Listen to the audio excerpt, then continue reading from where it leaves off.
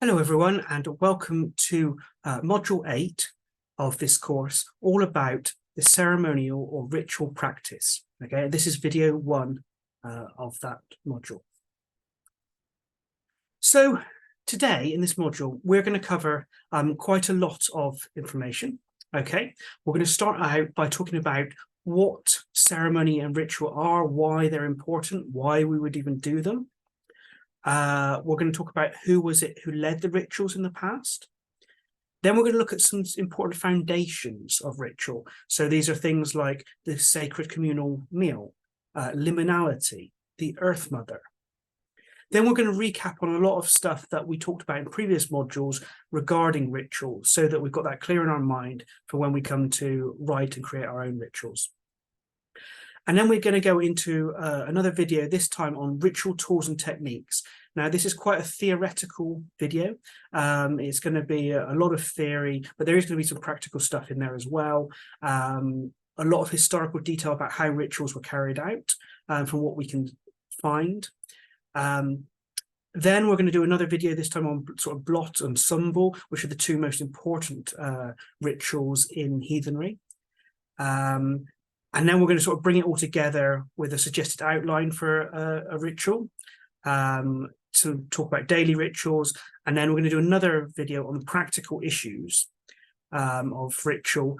And these are going to be particularly if you're doing group rituals, but it's also important for things to think about when you're doing individual rituals as well. And we'll finish with some homework. I'm also going to provide you with a document that you can use as an outline for a ritual, and you can change as much as you want. You can take inspiration from it, basically. Okay. So, what is ceremony? What is ritual? So the word ceremony, it comes from the Latin ceremonia, which means sanctity, reverence, a show of reverence, a religious rite or a ritual. Okay. And the word ritual also comes from Latin, and that's from the word ritualis, which means that which pertains to rite. Okay. Now, the SOED dictionary definition is a ritual is a prescribed order of performing religious or other devotional services. So that's what we're trying to do. We're going to do a ritual or ceremony to show reverence, to show devotion, normally in a religious context. However, that's not the only thing that ceremony or ritual can be about. So in Isaac Bonowitz, who a lot of the material in this module is taken from his book, Neo-Pagan Rites, and I highly recommend that you do get a copy of that because it goes into a lot more detail than I can. Particularly if you're going to lead a ritual, it's really important for people who are going to lead rituals to read that. And he says, a ritual or rite is any ordered sequence of events, actions, and or directed thoughts, especially one that is meant to be repeated in the same manner each time. That is designed to produce and manage one or more altered states of consciousness within which certain results may be obtained. Now, noticing now, we're not just talking about religious stuff here, okay? So it can be any ordered sequence of events. When you say start work each day, you may have some sort of ritual that you go through or some sort of routine. Same with a morning routine maybe, or an evening routine. These can all be rituals actually because they're an ordered sequence of events. So it doesn't have to be religious and spiritual. But in this case, we are obviously going to talk about more of the religious and spiritual side of things. Now, Hume in the Journal of Contemporary Religion says, they are performed to celebrate the seasons, to honor the deities, attune with nature, attain self-realization, induct participants into the mysteries, and for magical and healing purposes. Okay, these are sort of the religious rituals or ceremony reasons. And Catherine Bell, who's also written a really good book on ritual and ritual theory in particular, she talks about 6 characteristics of ritual. So you've got formalism, okay? There's a limited and rigidly organized set of expressions, okay? So there's certain things you have to do and you have to do them in a particular order, that type of thing, okay? It's very formal. both in style and the content of what's said. There's usually some traditionalism in there. So you're appealing in some way to tradition or to historical precedent or to a myth of some kind. So you'll see in heathen rituals, a lot of it is appealing either to something that was done in the past or something that's become a new tradition or something that's in the myth somewhere, okay? Invariance, which means something that's unchanging, something that's timeless, okay? You're repeating it and you're being disciplined in that repetition because it's reenacting something that's happened in the past many, many times, and you become part of that flow through time.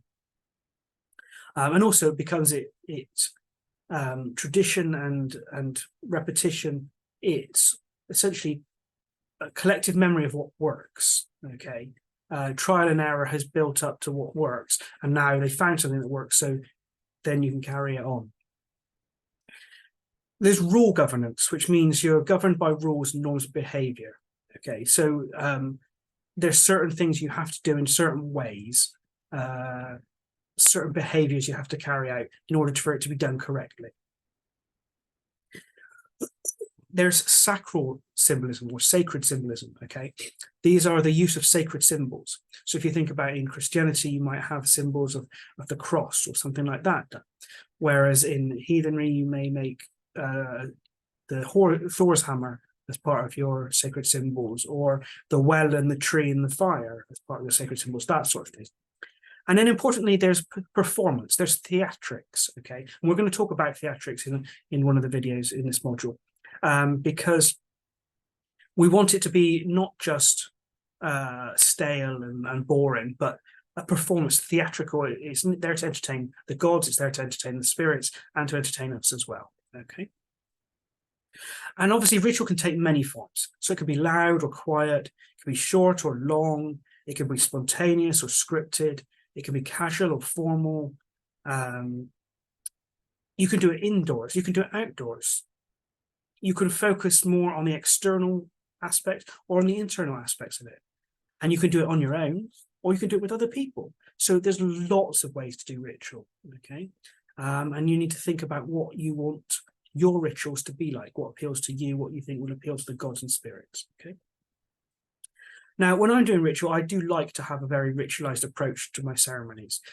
So my suggestions in here are going to be very ritualistic. There's going to be many stages to them. I will give you a breakdown of all that and explain why. You don't have to do it that way. This is my way of doing it and the way I recommend you do it. Okay, but you don't have to do it this way. You can do it a different way if you prefer. Okay, particularly if it's just it's not like a high holy day ritual. So when you've got the really important festivals, you'll probably do a more structured, more ritualistic type of ceremony.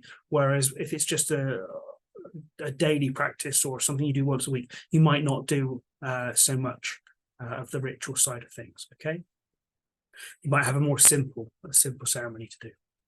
So you can adapt it and use it the way you want. All right. Okay, so why are we doing these ceremonies and rituals? Okay, so one aim is to uphold the cosmic or social order. Okay, ritus or ritus, which is what gives us the word rite, it could be related to the Sanskrit rita, okay, which is a Sanskrit, a word from India, basically, that means the regular order of the universe, of the cosmos. So by carrying out these rituals, you are upholding the normal, everyday order and of the cosmos, basically. For instance, there's the idea that the universe was created out of the first sacrifice. We've talked about that in the past, about in the Indo-European idea of there was man and twin, and man sacrificed his twin and then made the universe out of him. And when we do a sacrifice in ritual, we are essentially reenacting that same myth, that same cosmic order.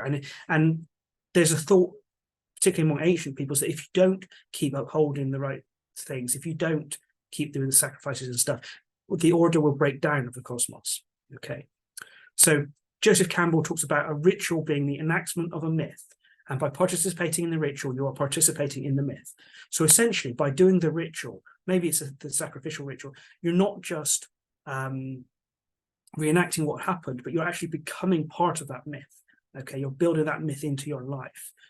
You're part of the time outside of time, the myth that the sacrifice happened outside of time, and therefore you're leaving time and going outside of time and becoming part of that mythic time. Okay, that sacred time.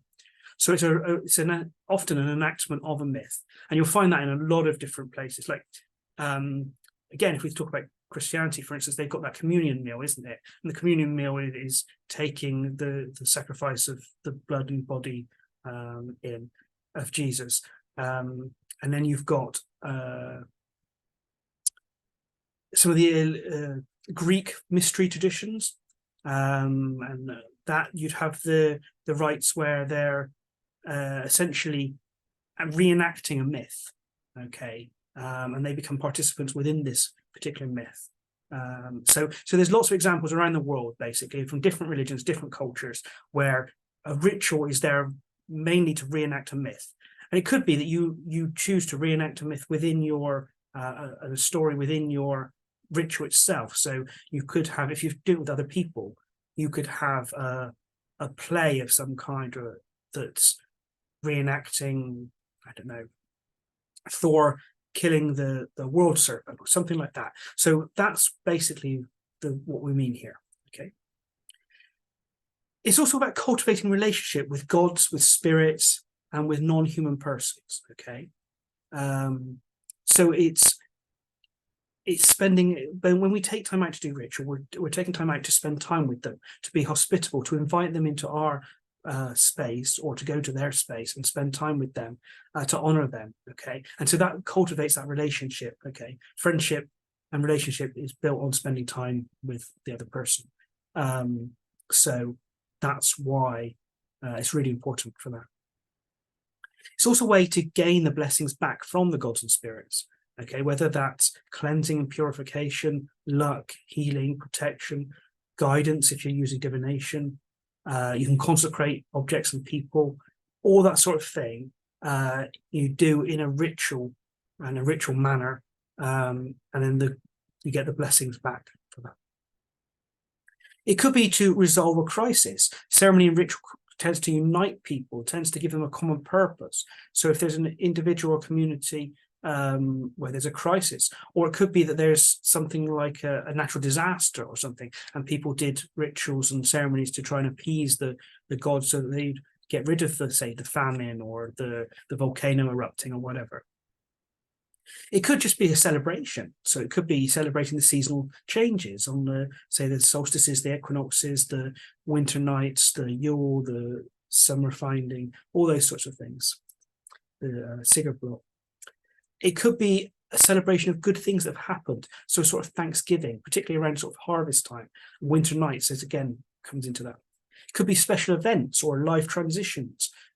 These are things like the rites of passage, like birth, marriage, funerals, etc. It could be for initiation rites. It could be celebrating certain things from the myths. Okay. Another thing is it creates and builds and reinforces community bonds. It reinforces social solidarity and a sense of belonging between participants. When you're all gathered and you're all working together and doing something together, it does create that bonding and that solidarity between people. Attuning with and connecting with nature and her rhythms, particularly if you're celebrating the seasonal festivals. And you're seeing what's going on in nature at that time and how it changes, and it tunes your life. I found that particularly when I was celebrating the Wheel of the Year, when I first got into paganism.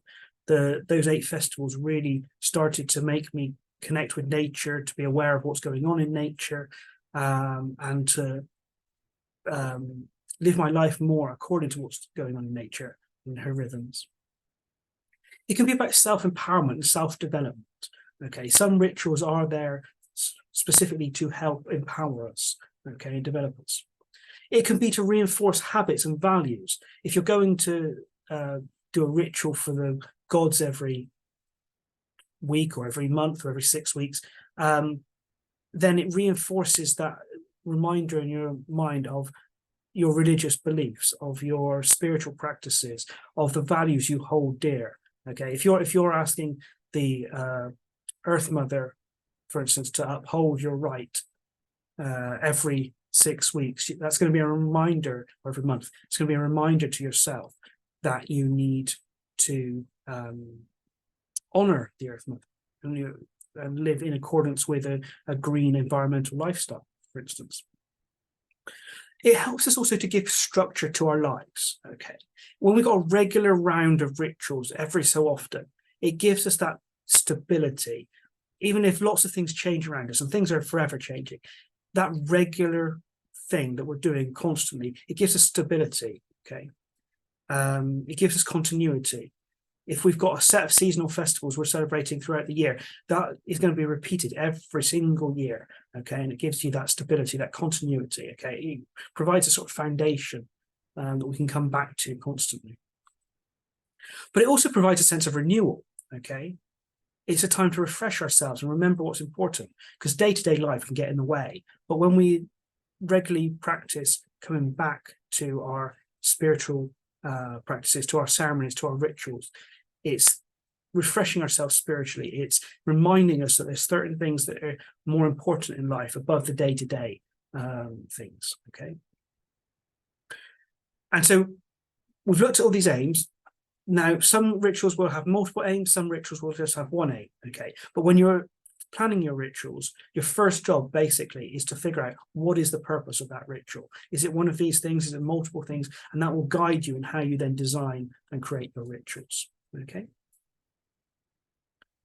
Okay, so let's look now at who led the rituals in the past. Okay, and the answer is basically a variety of different people that depended on the context and the period in time. Okay, so if we're looking at religious rituals, if they're for the whole community, okay, they tended to be done by the leader of that community in some way. Whereas if they're more for the household, they tend to be done by the leader of the household. So if you look at, say, Tacitus, okay, he talks about the divination of the runes, and or what some people say are the runes, okay, but certainly of symbols of some kind.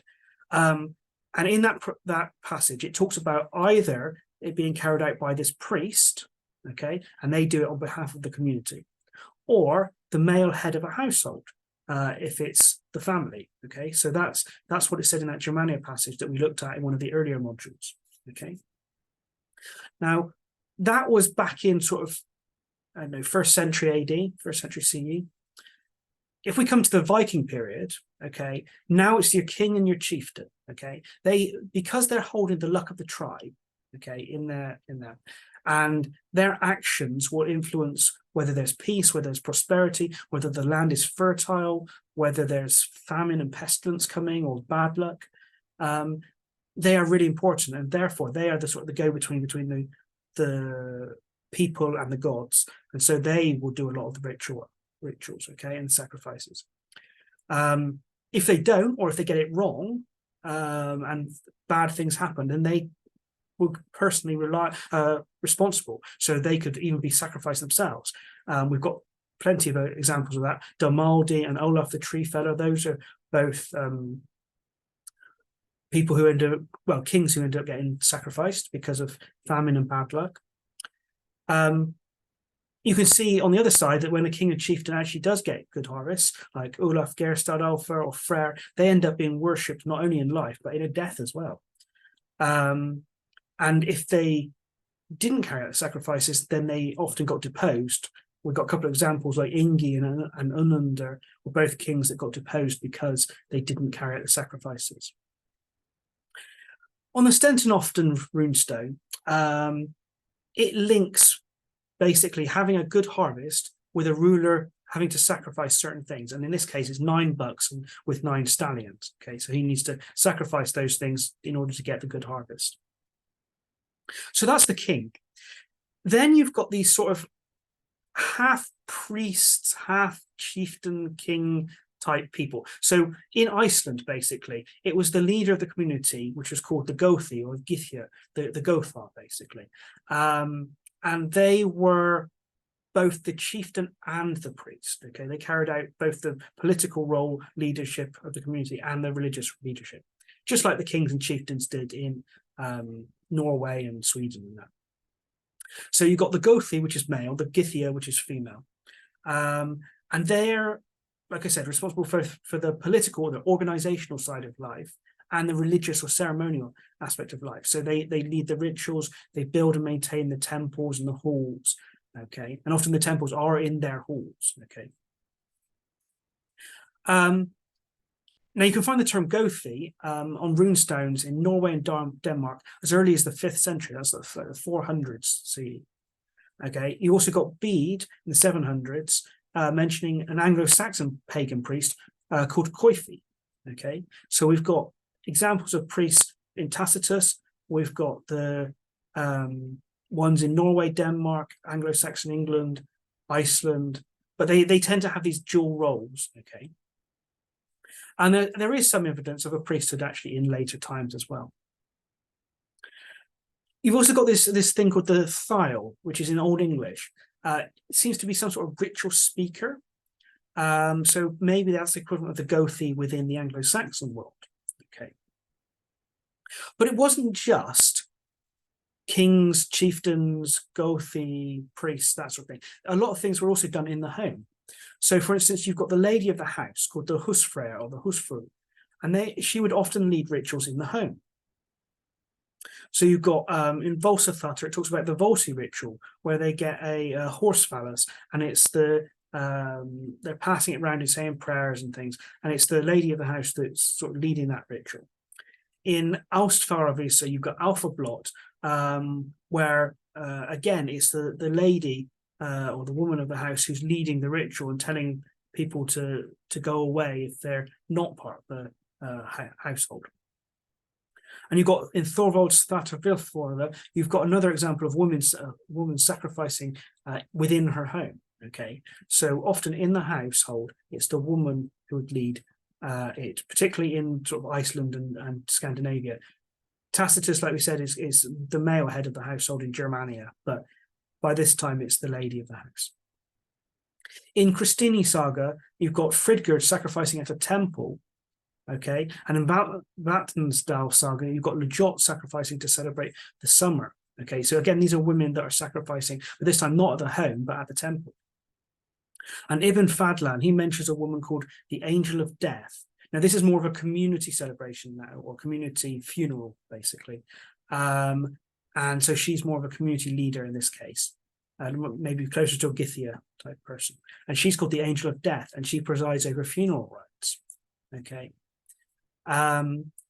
Snorri, interestingly, mentions that Freya is a priestess of the Azir, okay, of the gods. So she is priestess who leads rituals and community things, okay, for the gods. And then if you think about the Volva, the Seidr worker, she in the text often leads a divinatory or magical ritual. So again, women leaders would do that, okay. So you've got a whole range of different people, different contexts, different time periods. So basically what that means is that you can, whoever is important or whoever you want to do your rituals can do it. So if you want to carry out the rituals, that's fine. If you've got a small community group where there's someone who's good at ritual and wants to carry it out, that's fine. There's nothing set in stone that you have to do it a particular way, because as we've seen, different people do it in different ways at different times, depending on the context, okay? And like I said, it's also important to note there's many accounts of individuals doing their own rituals, okay, to the gods and spirits. So it's not just about community rituals, although that can be important. It's not just about household rituals. You can also do individual rituals as well. All right. Okay, so let's talk about some of these foundations then. These are the sort of foundations of what ritual is about and the basic aspects of ritual that you need to get right, okay? And it all starts with the sacred communal meal. So if we look across cultures and religions, many of them have a ritual that revolves around a sacred communal meal. Okay. You've got the Christian communion and the Jewish Passovers, that they have a special meal.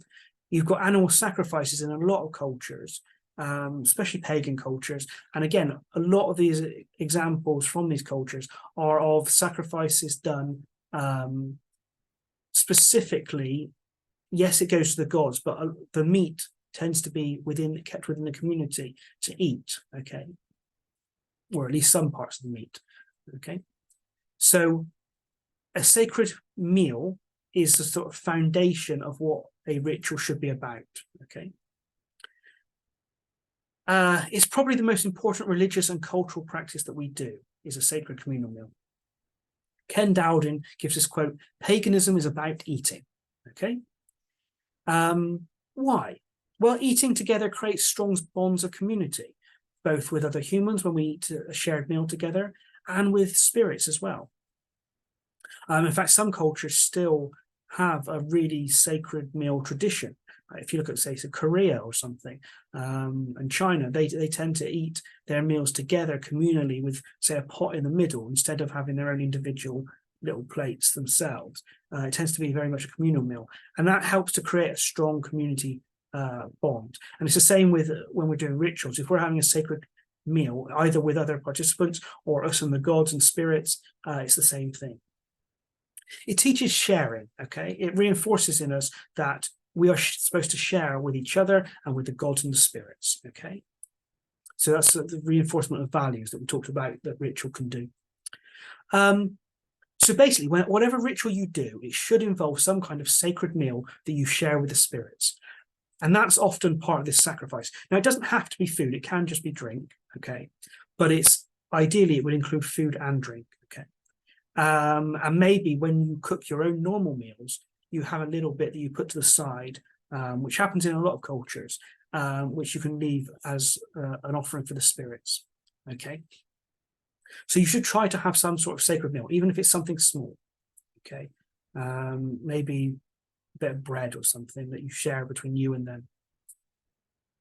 Now, in heathenry, one of our key rituals, which we're going to discuss a lot in a later video in this module, is called blot, okay? And that involves a sacred communal meal, okay? As you're going to see when we get to that, okay? It's a sacrifice, basically, and often that is a meal of some kind. Now, there's a word called soa, okay? And Matthias Norvig says this. It says, the word soa, which is translated to slaughter, refers rather to the act of partitioning an animal.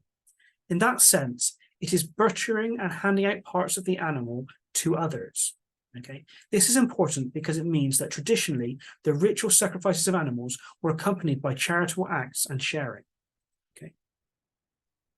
So soa is mentioned in the lore in connection with ritual. Okay, so it's slaughter, but it's not just killing an animal; it's actually partitioning the animal and handing out parts to other people, to the community. So it is charitable acts; it's sharing with others. Okay, it's normally the sort of the blood that went to the gods, and the meal would be eaten by everybody. In the Gotland laws, we've got smaller assemblies had minor blot, okay, with cattle, food, and drink, and the people involved were called boiling companions because they would boil food together, okay? So here we have text saying about a group of people who are gathering together, and they're called boiling companions because they boil some food together and then they obviously consume it together as a sacred communal meal.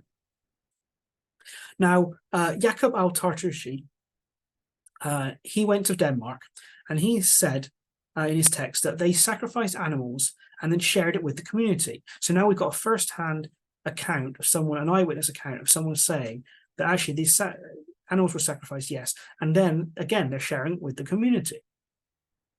In Ibn Fadlan, when he goes to see the Rus, he mentions again that animals are being sacrificed, and while some parts are given to the gods, other parts are given out as charity. Okay. In Hakon the Good, which has a blot, and we're going to go into detail about this particular text later. He says that animals are brought to the ritual site, they're slaughtered, and then they're cooked, and everyone shares the feast. Okay, so again, we've got the sacred communal meal.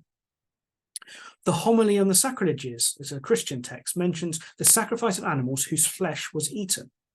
Okay. In the sagas, there's a bishop that complains because women are going to rocks and they're giving food and drink to elves and then sharing the meal. So they'll have some and the elves will be given some. Okay. And you've got church fathers and Christian laws which are repeatedly throughout history condemning the eating of food and drinks at rocks, wells, springs, trees, and so on. Okay. So constantly we're seeing throughout the text and the law this example of sacrifice of some sort of food, okay, where it involves also sharing that as a meal, either sharing it with the spirits, sharing it with the community, etc. Okay, so the foundation of your rituals should be a sacred communal meal. Okay. Now, next we need to talk about liminality. Okay, so what does it mean by what do we mean by liminality? So the liminal means, according to the Cambridge Dictionary, between or belonging to two different places or states, etc. Okay, so it's an in-betweenness, basically. That's what the liminal means, is in between something. It's not this, it's not that, it's in between. Okay. So we can give an example like the seashore. Okay, it's neither the land nor the sea, but it's actually both at once. Hedges between two fields, they're neither in one field or the other field, they're basically in both fields, okay, or in between. Thresholds and doorways, you're not inside, but you're not outside. You're in this sort of liminal in-between area. If we bring it into the states of consciousness, you've got the hypnagogic or the trance state. Okay, this often happens just before you fall into sleep. Okay, there's a state that you go into, and that state, that hypnagogic state, is actually really important in shamanic practices. Definitely between for traditional shamans, not so much core shamanism and all that, but the hypnagogic state is very important for traditional shamanism, where you're not fully conscious and you're not fully unconscious. You're in sort of a trance-like state in between sleep and waking. Okay. Then you've got times of the day. You've got dawn and sunrise. That's not fully day and not fully night. Same with dusk and sunset. Wicca, they have a talk of when the veil's thin at Samhain. Okay, and this is something that goes back to the Victorian age. It's not actually goes back. It doesn't go back any further than that, as far as we know. But certainly from the Victorian times onwards, they've talked about the veil thinning at Samhain. Okay, and that's when the other world, the world of the dead and the world of the living, can the distance between them, the veil between them, thins enough for things to cross over. You've got the grave. Now, a grave, the dead is both at that grave and, according to the law, in hell. So they're at both places at once. Okay, it's not straightforward that they're only in one place. They tend to be in both places at once. Water is a very liminal thing. Okay, you often find that water is where they place offerings. Okay, and they believe that there's spirits of rivers and spirits of springs, and that's because water is seen as a gateway, a liminal space that is between the underworld or the world of the dead, the world of the gods, etc., and this world. Okay. Now, you can create liminal spaces deliberately. Okay, places that are not fully in our world or fully in the other world. If you look at, for instance, traditional witchcraft, they create a compass round. So they create a circle with a crossroads in it. Again, a crossroads actually is a liminal thing because it's neither that way or this way or that way. You're sort of in the middle. You're still making a decision on what the direction is. But in traditional witchcraft, the compass, you're making a space within this world, and sort of with a normal circle, in fact, which is circle. You're making a space that's neither actually fully in this world or fully in the other world. It's sort of a meeting place in between. Okay. So this is a really important spiritual concept. Okay. Now, liminal times and places. Why is this really important? It's because they're some of the best times and the best places to contact the gods and the spirits. Okay, because at those places, our world and the other world, they come closer. Okay, the barriers between them become more permeable. So it's much easier then to send your messages to them, or for them to send messages back to you. Okay. So when we're trying to create a ritual, we're trying to create a liminal space. We're trying to maybe use a liminal space. We're trying to time it for a liminal time, where we want to create that liminality in some way so that it makes it easier for us to communicate with the gods and spirits. Okay. So when you're thinking about liminality, you're thinking about certain things. Okay. Firstly, your timing of your ritual. When are your sacred liminal times? Dawn, sunset, or a new moon, which is like the liminal new start of a month. The solstices, when it's going in between seasons. Full moons, things like that. So think about its liminal times there, the timing of your ritual. Then what about the place of your ritual? Could you do it at, say, a threshold of some kind?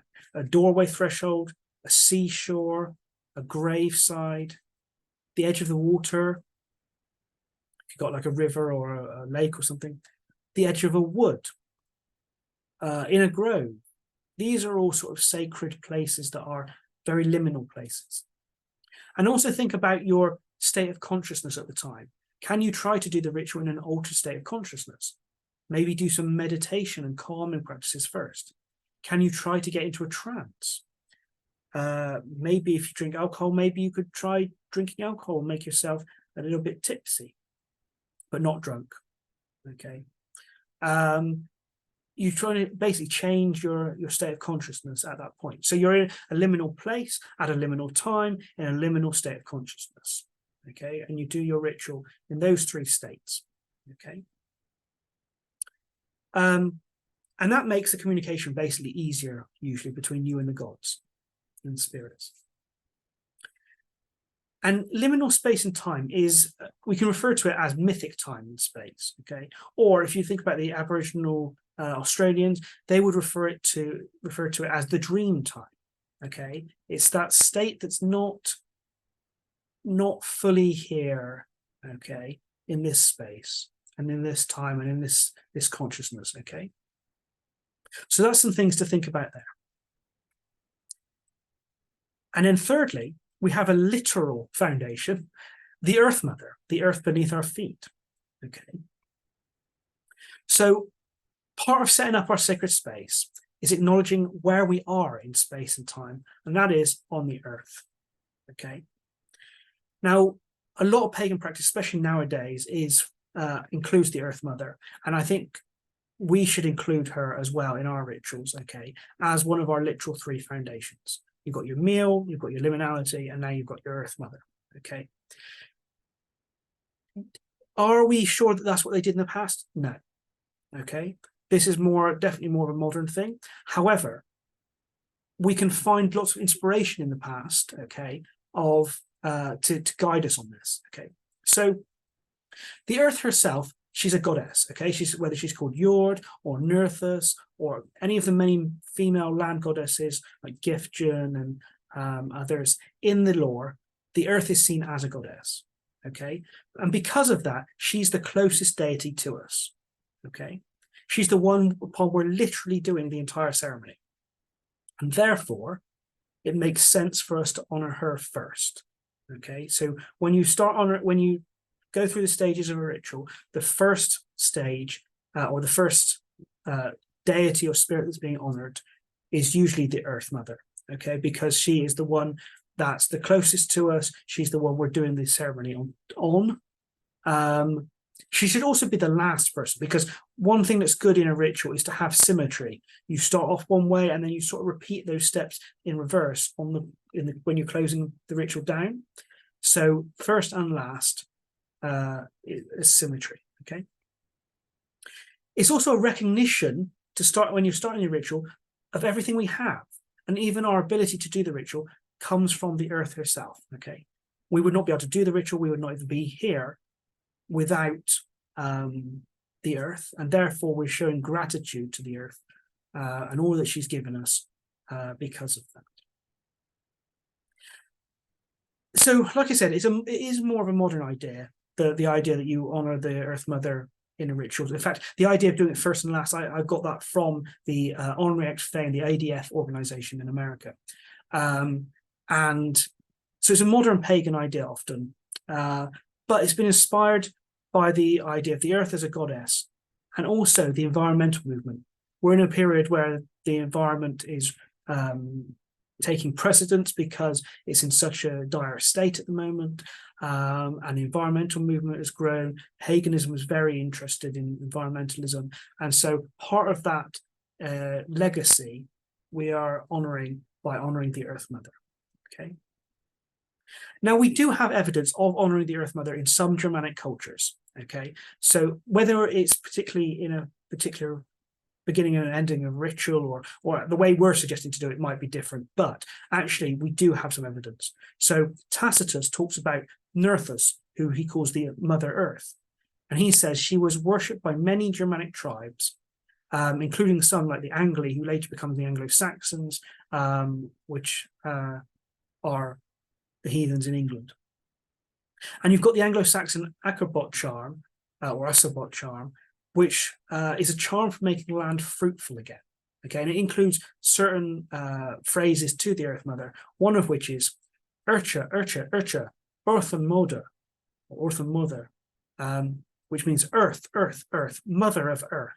Okay, and then later in England, we have the 12th century herb gathering charm, which again is directed at the earth goddess first. Now we've got a modernized version of it, but it essentially says phrases like earth, divine goddess, mother nature, who generates all things, and you are indeed duly called mother of the gods, and you are the great queen of the gods, goddess, I adore thee as divine, I call upon your name, be pleased to grant that which I ask of you, so shall I give thanks to thee, goddess, with due faith. Okay, and we can use some of these phrases in our rituals ourselves as well. We can pull these things in as part of our honoring of the Earth Mother. So some practical things here for when we're doing that. Firstly, as I said, use some of these statements I've said and ask the Earth Mother when you're starting your ritual to uphold the rite. Okay, that means to make it work well. Okay. You could use gestures, and we're going to talk about gestures again a bit later, but a nice gesture to do, particularly if you're indoors, but you could even do it outdoors as well, is kneel and either kiss or put your head to the ground as you pray to her. Okay. It's a ritual gesture then of love towards the earth, basically. When you're finishing your ritual, you give any leftover food and drink back to the Earth Mother. I like to use the phrase, even as I or we must one day return to her. Okay, so you could use that phrase within your ritual. Okay. And consider also honoring the Sky Father, okay, as well. You could do that at the same time. So it could be Sky Father Tyr, Tu, Odin, or Thor. All three of them connect to Sky Father. And you can honor those as well. Okay. So those are the three main foundations. Okay. You're honoring your Earth Mother, you're having a sacred meal, you're choosing a liminal space, time, and consciousness. Okay. So let's look at some of the things we've discussed in previous modules, which may seem like a long time ago now for you. So let's sort of reinforce that. Let's bring that back up again, okay? And just remember these things as you're preparing your rituals as well. So, firstly, the importance of fire. We've said that the hearth fire, is the most important part or element in ritual. Okay, when it comes to what you have on your altar, where you do things. Why? Because the Havamal says that a person that comes in when you being hospitable to a guest, one of the first things they need is fire, to warm them, to heat them up. Fire is a personification of a deity or of the spirit of the house. It's the means through which a lot of sacrifice is done.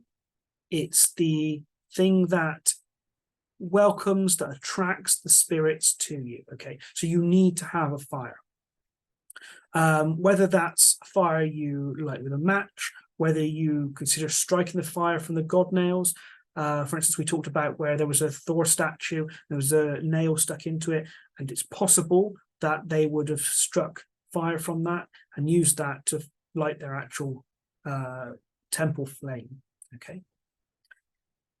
Hospitality is, again, at the foundation point of all ritual and spirituality. For heathenry and for pagans, we are being guests, and we are being hosts, and the gods and the spirits are our guests. We have to be hospitable to them, give them food, give them fire, give them water, give them warmth, that sort of thing.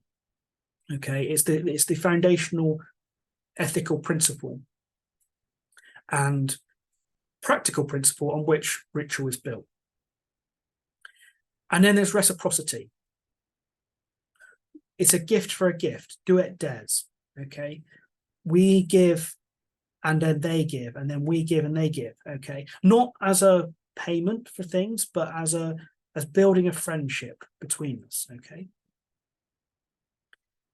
our giving allows them to then give, and then their giving allows us to then give, and so on and so forth. Creating sacred space. So we talked in one of the very earliest modules about how we create sacred space, following the stuff that Claude Lecoultre had outlined. Okay, about there's a 3-stage process, and you call upon a god to protect you first. Then you do the land taking and the boundaries, and then you hallow the space, and then you do an offering to the spirits that own that space, that oversee that space, whether that's a house spirit or the land spirits. Okay. We talked about the importance of maybe setting up some sort of boundaries. So if you've got an altar, if it's outside, maybe you could put some rope around it. If you're indoors, you walk around the boundaries with fire. Again, another important reason for having fire, or smoking incense of some kind to scare off any bad wights, basically. And then you need to hallow it. We're going to go into more detail about this again shortly. Altars. We talked about how you can have a stone altar, and there's a lot of history of having stone altars, a stone pile as your altar, but you can also have a household altar indoors as well. We talked about the importance of pillars and how rituals were often done around a pillar, whether that be a tree or a pillar that upholds the world, or a post of some kind, okay, a god post, things like that.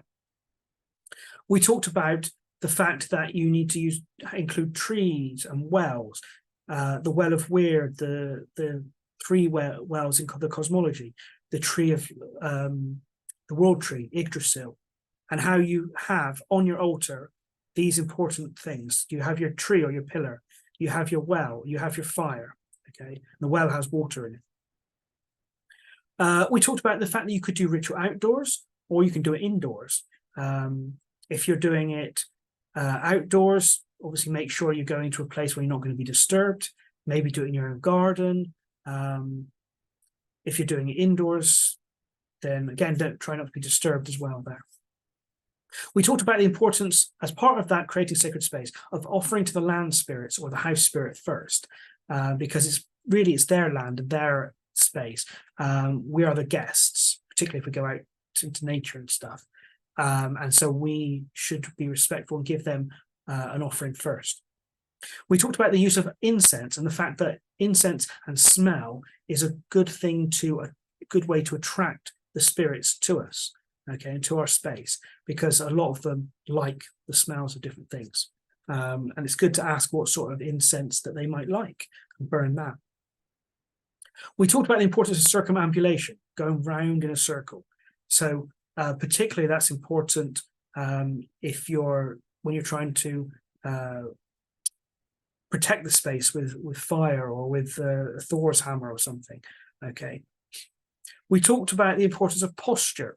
So we talked about the Oran's posture, where you have your hands up sort of 90 degrees, or sorry, 40, yeah, 90 degrees, like that, okay?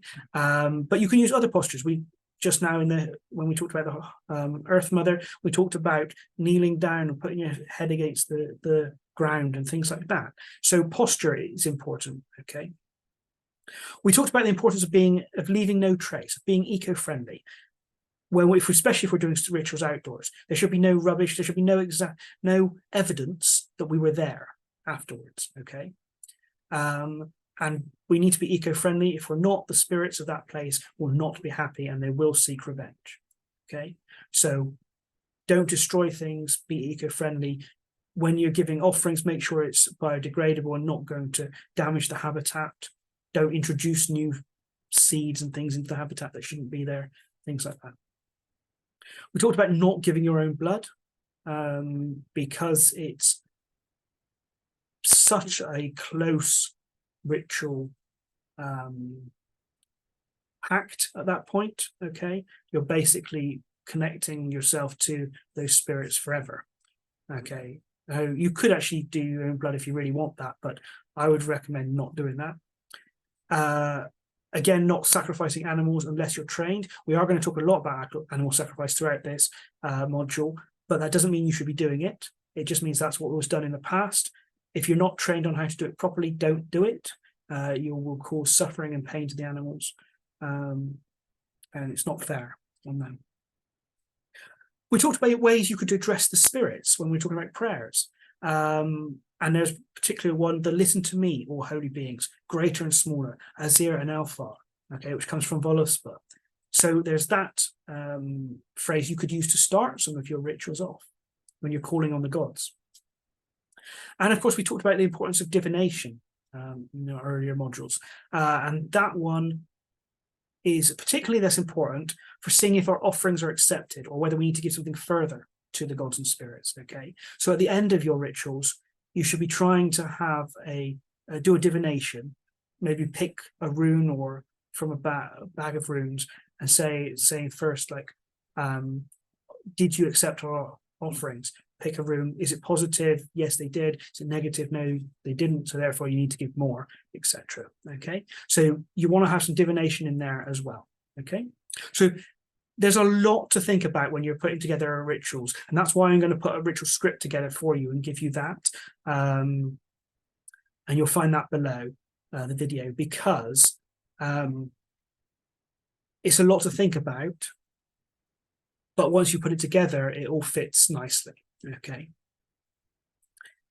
Okay, so that's going to be the end of this video. Okay. In the next video, we're going to go into detail about tools and techniques and what did we see in history to give us some examples of things that we can integrate into our ritual structure, and we will talk about ritual structure as well as part of it. So thanks very much, and see you in the next video.